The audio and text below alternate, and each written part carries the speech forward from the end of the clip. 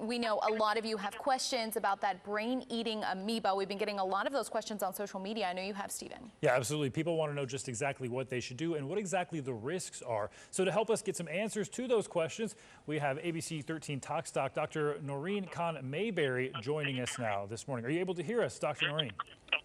Yes, can you hear me? Yes, we can. Thank you so much. We'll jump right into these questions now. So many people have been asking us, they want to know just what exactly their risk is, really just how worried they should be.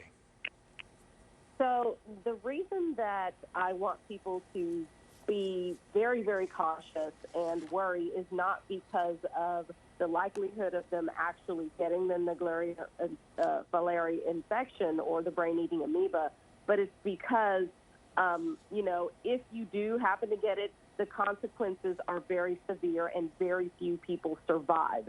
So there's a low likelihood of getting it, but if you do, again, very few people survive. The symptoms progress very, very rapidly.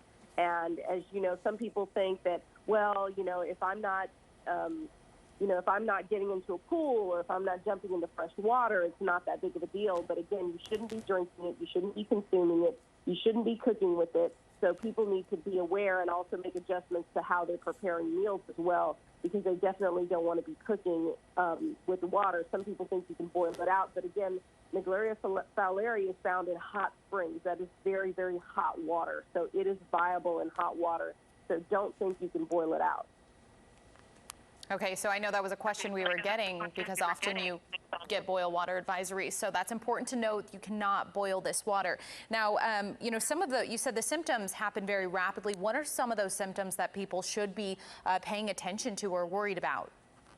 So a change of sense of smell or taste, and that's, odd because, that's also with COVID, a change in sense of smell or taste is a symptom you need to pay attention to, but also fever, any kind of sudden or severe headache, a stiff neck if you have sensitivity to light, nausea, vomiting, any kind of confusion, or if you see loss of balance, if someone is just super sleepy, the abnormally sleepy, any kind of seizures or hallucinations, seeing things or hearing things that aren't there, and you must see a doctor immediately. Now, also beware that these symptoms can begin within 2 to 15 days after exposure to the amoeba.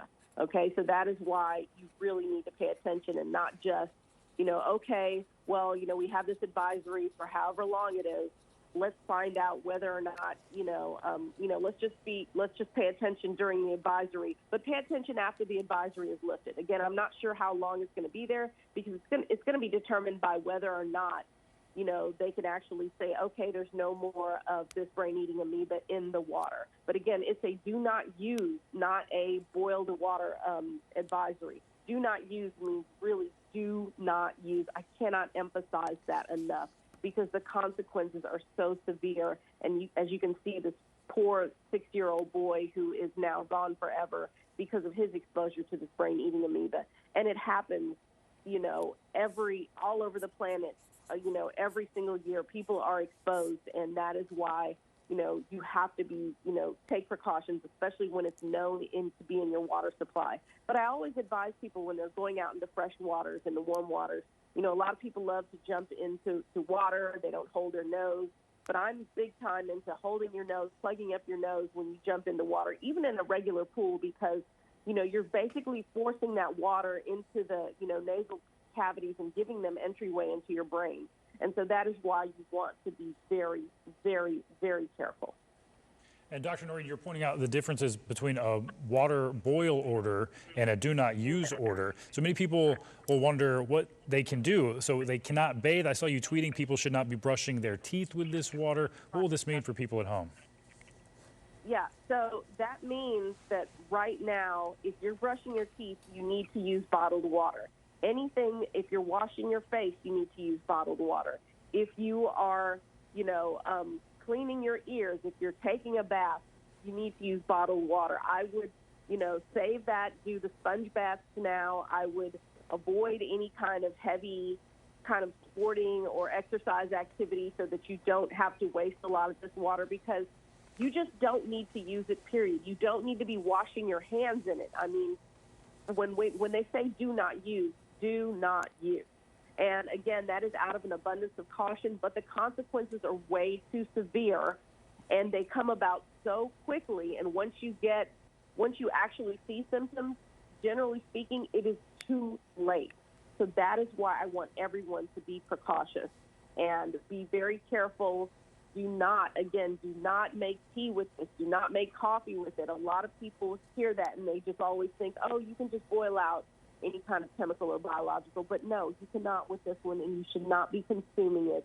You know, even though you're like, well, I'm drinking it, it's not going up my nose. Again, you don't want to consume this water either. Very important warnings this morning from our Tox-Doc, Dr. Noreen Khan-Mayberry, talking about the low likelihood of necessarily running into this brain-eating amoeba, but the deadly risk if that does happen. That's why health officials are taking it so seriously. Thank you so much for that insight this morning, Dr. Noreen.